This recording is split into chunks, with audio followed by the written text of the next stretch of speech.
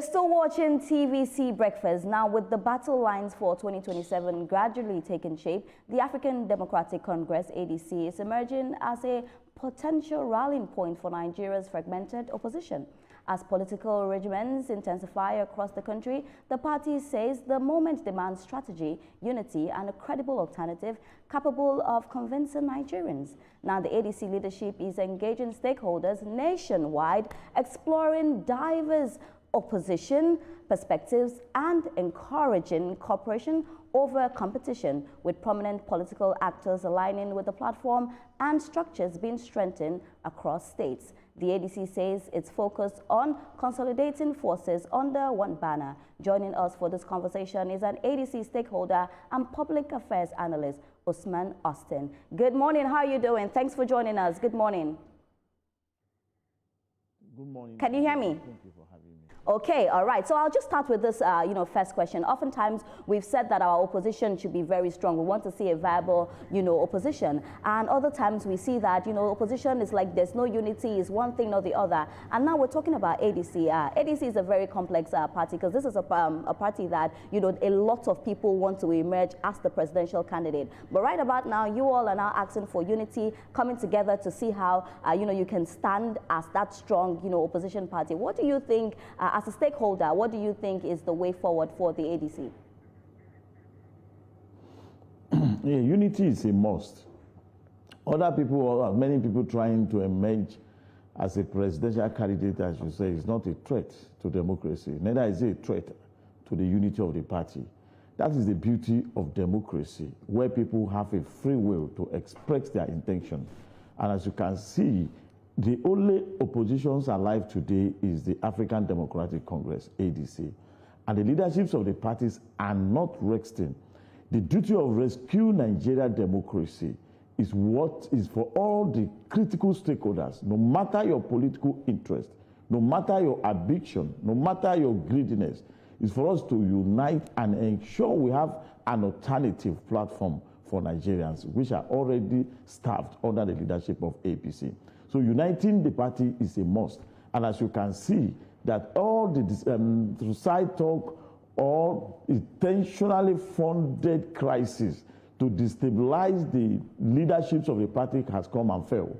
So the only alternative available for Nigerians, the aggrieved Labour Party members, the aggrieved People's Democratic Party members, the aggrieved Social Democratic Party, that their parties are facing internal crisis, orchestrated by the ruling party, are now coming under the umbrella of ADC, a only sustainable opposition that can rescue the country from the current one-party activities that has been planned.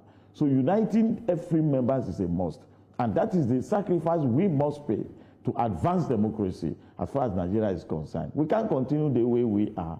It is obvious that Nigerians are crying, the hunger is everywhere, the democracy is at risk, and we must come together under the banners of ADC. And that is what we are doing. And the leaderships of the party are focused. They have a clear agenda, and you can see they are working towards that. Sure. Well, you have made some important submission about the need to have a viable opposition within the country, which is good. And you've also made assertion to the extent that the crises, those who want to foment crisis within the ADC, they've all come and gone.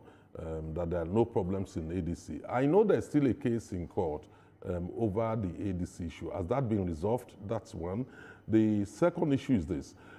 All the principal leaders of ADC, are they not from the same political parties that ran this country aground, up till now? Then the third issue, which I feel you should put into consideration, is the fact that in 1999 to 2007, we saw what happened in Nigeria, where there was also a cry about one-party state or an attempt to build a one-party state when the PDP was in power, and that virtually all the states, even in the Southwest, were taken. That in total, 32 states were taken, and nobody was talking about one-party state at that point in time. So, given that, taking that into consideration, will there be any justification for crying or for alleging that there's an attempt to create a one-party state in Nigeria, even though the current APC state controls only 29 against the 32 controlled by the PDP at that time. And the leaders of the PDP today are the ones still in ADC. No, I disagree with you on this. Or let me enlighten you on what you should know. Where is the PDP that had gathered those governors today? Is the party the party was not able to manage it because of internal implosion.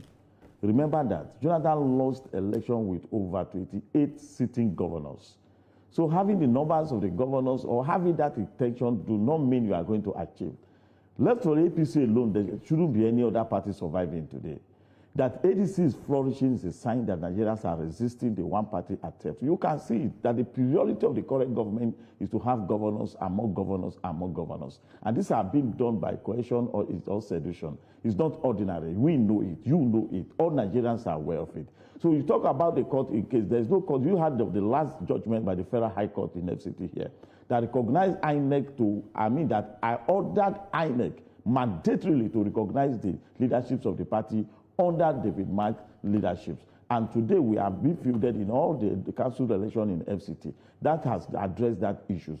On the issues of people that have run the countries and they are now champions in the affair of the ADC, we have never had none of our leaders was a former president of this country. None that we know. Talk of Atiku that was a former vice president, you know it. Before. What he did as a Democrat, how he fought the third-term agenda of Olusegun Obasanjo to a standstill. And that is what led to where we are today. So you know the role he played in sustaining and surviving the current democracy we are enjoying.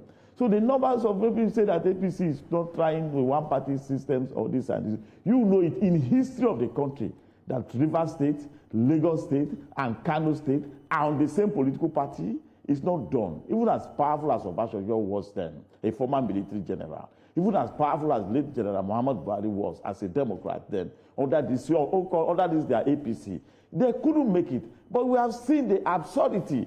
Lagos, Port Harcourt, Kano, Borno State moving in the same direction, and these things are being done as a part of the political strategies of the APC. But the problem now, you know, is not about having everybody on one political party. It is impossible for the ruling APC to address all the political interests in the party. The most difficult thing to manage is internal crisis, which they are facing today. And you heard them say, even the Taraba state chairman said, that there will be fire or implosion within the party should the older or the founder members are being sidelined for the newcomers, and which is happening. Today, I can make mentions. You see what is happening in Kano State, Barao, Gadriji, factions are fighting. The governor, the newcomers is a bit stranded. You go to River State. So there is a crisis, and the time is supposed to use to build democracy, to deliver your campaign promises. You seem to be making an issue about the fact that the issue of Rivers, Kano, Lagos moving in one direction. You've clearly made that allusion now. Is that the real problem, or the issue of the fact that the opposition itself has not been able to get its acts together? Because if you look at Kano, Kano is a very, very important state. So if Kano has shifted, or the leadership has moved towards APC, do you really blame APC for that? Because NNPP is there in Kano, which is a strong force. ADC is not known to be in Kano. The other issue which you also making a major point around is the issue of the role of Atiku Abubakar. You will know clearly, you will recall clearly, Atiku Abubakar was the vice president when PDP was controlling 32 states in Nigeria. If you remember at that time, the people were alleging that EFCC was being used, just like the ADC is alleging today, that people were being forced one way or the other to join one party or the other. And I'm still insisting that APC has only 29 states, not the record 32 states, to the extent that some of those people who are part of the leadership of ADC today boasted that PDP will rule for 50 years in Nigeria. And that was a level of arrogance. And these are the same people coming together, rebranding themselves as new products. How do you convince Nigerians that ADC, new leadership, has known in the past, have actually changed, they have transformed. They are not the same leaders who we knew their role in the past. The discipline of the party Nigeria is where we are today because none of these parties is able to comprehensively abide by their own manifestos. Look at when APC came into power. They promised to make Naira equal to dollar. They promised to stabilize the economy. Everything they allege or accuse PDP of, they are doing worse. Look at our economy. Look at the Naira to dollar rate. Look at the statistic. Today, as I'm talking to you, the Transparency International rate Nigeria remain, 2025, remain one of the most corrupt countries. This is what we've done. We don't have this under Obasanjo when PDP was in power. I do not want to speak for PDP there. Neither am I trying to. But the ability of a party leadership to compel the elected officials, the governor, the president, to comply with the manifesto of a party is what is lacking. And that's what APC is lacking. And that's why you see their founder, those who work harder to ensure APC won in the last election, the like of El-Rufai, the like of Amici, and co, they are not there. They are now with the new direction, which is ADC. Now, let's go back to article you keep mentioning. I told you the role he played in stopping the third term agenda. They moved by the then Obasanjo government that is capable of truncating our democracy. You do not see that as a big political sacrifice? Like you have a vice president standing up to the president in the democracy that is very new? Who does that except the man who has the interest of a country? I don't want you to go there. You talk of EFCC. The issue of EFCC in question under Obasanjo and this side. Obasanjo founded EFCC to use it to fight corruption. But today, the direction is going differently. Just as many people, I don't want to make case for Malami. Look at Malami case today. Can you compare him to the Minister of State for Defense, Matawale from Zamfara State? Can you? Matawale was under a thorough investigation by the then EFCC chairman. You know it. Ordinarily, it shouldn't even be screened by the National Assembly. More or less, having him as a Minister of Defense there, a very sensitive position. What happened to that corrupt case? Malami is there. I mean, Malami is in prison today or is in detention today over an allegation that is yet to be proved. But Matawale is attending the federal executive meeting, having a cup of tea with the President President Bola Tinubu. The man that was under a serious investigation, apart from terrorism allegation that is yet to be substantiated, what of the financial misappropriation, the billions of money from Zamfara that he took away? These are the evidence. These are the cases that it's good you are talking about corruption. Obvious. So it's not about the EFCC, PDP use the EFCC. It's good you are talking about. Can you mention one person that even then other Obasanjo, some PDP governors were arrested? Hold your thoughts. We'll go on a quick break. Talk of Jerry, just of Taraba State. Mr. Austin. The former governor of Plateau State. Were they not all PDP? They were all PDP. The investigation started when I think was a vice president. So the idea of saying that other DMDs happen and they are, forget about those that are leading. They are politically experienced. That the political novice need to tap in or to follow their path to ensure the right thing is done. What of Chief Dr. Peter Obi? Has he ever been among people that boasted that the PDP is going to rule? I don't see the role he's playing. Mr. Austin, it's good we are talking about. It's good we are talking about corruption. It's good we are talking about corruption. Mr. Austin, it's good we are talking about corruption, and I can notice the way you have eulogized Atiku Abubakar. Have you ever read Obasanjo's book on his watch?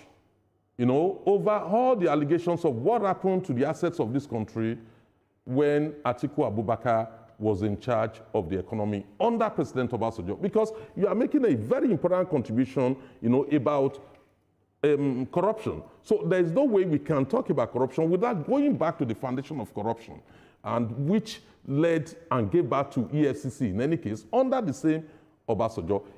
Particularly about Atiku's role. Have you ever read that book written by the former president Olusegun Obasanjo? And what's your opinion about all the allegations around corruption? You'll answer that question, but please hold your thoughts for us. Mr. Austin, we'll go on a quick break. We've been having with Mr. Austin. Mr. Shomi, over to you. Okay, I'm glad you brought the issue of corruption. My question is this: have you ever read the book written by President Obasanjo on how Atiku handled the economy under his watch? That is one. And number two, you raised the issue of Matawale. Matawale sitting in cabinet. Matawale has never been convicted by any court. You are making allegations which are not supported by any credible evidence. Until it's processed through criminal justice system or charged for any offense, you cannot make the kind of statements you are making. Otherwise, would you say that is it fair to accuse somebody of an offense and at the same time you see it as the jury and the judge? In that case, just in the way and manner you are presenting the case. Is Obasanjo a court?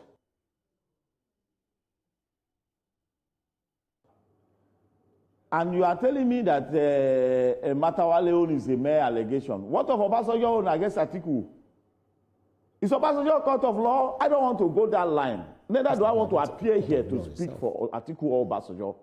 But remember, the same Obasanjo, on November 11th, 2018, he openly admitted that he forgave Atiku. Forgiving him, that means personal offense. Atiku must have done something that offended Obasanjo, not a country. 1. 2, he admitted that Atiku is better than Buhari, the then city president, 2018. Obasanjo says so. He knew Atiku was with him for 8 years. And he's seen Buhari, who was also with him as a military head then. Forget about that one. Why is it difficult for the ruling APC, from the time of Buhari down to the time of Tinubu, to write a petition or invite Obasanjo to prove, Atiku to prove him as alleged by Obasanjo? Why are they finding it difficult? Remember, Obasanjo is even ready to testify against his former minister of power over $11 billion or $11 million over power Mabila fraud. The case is still in the FCC. And Obasanjo even went far away to the Paris where he testified against this. Sir, will you agree? You've also raised the issue of Mambila fraud. Finding it difficult. You have also raised the issue of Mambila fraud against Atiku. You raised the issue of Mambila fraud. I'm glad you are raising a lot of issues around all these allegations. Apart from the fact that you have not addressed the revelations made by Obasanjo in his book. Atiku never went to court to sue Obasanjo for libel. On that one part. On the second part. I said. On the second part, will you agree the Mambila fraud? And the same allegation has not been substantiated by any court of law. Yes, remember, but will you also agree that the Mambila fraud you allege happened under the PDP leadership? In ADC. The Mambila fraud you highlighted also happened under the PDP leadership at a point in time when Atiku was part of the system. I am not here to speak for PDP. I'm here to speak for ADC as a credible alternative. And I'm here to tell you that ADC is ready to offer solution better than what APC is doing. But you are speaking for Atiku. But you spoke for Atiku in this program. So you cannot divorce Atiku from PDP when he was the vice president. Can you? And I've told you, if the allegation against Atiku you say that's substantive enough, why is the ruling party finding it difficult to prove him? Why can't the FCC arrest him? If it's not it's not just a political. And I told you the same Obasanjo who made allegation of his paper in 2018 endorsed Atiku, and he told him that Atiku is far better than the current president then, late President Muhammad Buhari. It's not the same Obasanjo. What it means is that what he saw in Atiku then that he condemned, what is happening is worse than that. That is the reality. For a man who say he's not better, and you campaign, Obasanjo worked for Buhari to emerge. Then now he came back again to say Atiku is far better than Buhari. So what do you try to say? What do you see in that in that statement? Is it contradicting? No. He is speaking out of experience. He is speaking out of the fact that the expectation of the nation is not being met. Until now, the ruling APC is yet to be seen better, credible, better than PDP. And that is what gave birth to ADC. Are you telling me that if APC is ruling well, or is doing well, the like of Amechi, the like of El Rufai, and other of their graduates who join in this formation of the coalition will come? No way. So what am I trying to say is that condemning the ADC because of one statement from the former president, Olusegun Obasanjo, against Atiku is not enough. Mind you, Atiku is not even a presidential candidate yet. Neither is he. He's just a national leader like P2B and others. So narrow it down to only Atiku and what happened between him and Obasanjo, and forget how he built the economy under him there as a coordinator of economy. Remember that? We had Okozwe-Wela. We had El-Rufai was the minister of FCT. We have so many, etc. So many technocrats were brought into the country, unlike today, that we have so many. How many Nigerians can stand up and mention about 5 ministers under the ruling president, the ruling APC? They are not known. Their activities are invisible. And you know it. Who is the powerful minister in this country, apart from what they are doing in the CBN governors, that look at the Minister of Finance supposed to coordinate the economy? The man is absolutely absent. All right, so thank you. What are we saying? I'm challenging you to mention one outstanding minister under the current government. Can you compare the cabinet members today, compared to the time of PDP and Obasanjo? All right. So what we are saying is that in Nigeria doing better today, let us not narrow this argument to the characters or the individuals. How are Nigeria feeling today? Are they doing better? Look at multiple taxations. I heard one of the guys talking about taxation. Nigeria can fund the budget without oil. But where is the money we are collecting? We are hearing that some governors, it was published in Sahara Reporters, which the ruling APC is yet to debunk, that governors are collecting almost 200 and something billion naira to join the ruling party. The ruling party is yet to debunk that statement. Mr. Austin, if you can hear me, you've actually thrown up, a series of allegations and which you've not been able to substantiate. Even calling for list of ministers that are performing. There are so many ministers that they're actually performing, but we are not here to hold brief for the APC, neither hold brief for any political party. It's just call for accountability, and we believe that we're having this conversation, ahead of democracy. Mr. Austin, are you responding to that? That I'm making allegation. It's all not allegation. That's the same way you people allege that Atiku was... There is no one that is attacking any individual. It's a conversation. Mr. Austin, if you can hear... When they make allegation, it's left for you to come and substantiate it. That's why we are all alleging. Absolutely. And as I said, it is a very important statement. It's not just an allegation. Yeah, absolutely. Then I might say that I have just as you also mentioned Matawale, you also throw up allegations. And these are allegations and counter allegations, and that's about it. So, but because of our time, we just must end this conversation. And I believe that we'll have this conversation going forward because of our time. Thank you, Mr. Austin. Ria. Thank you so much, Mr. Austin. Thank you so much for your submissions. Once again, we must thank you. Thank you.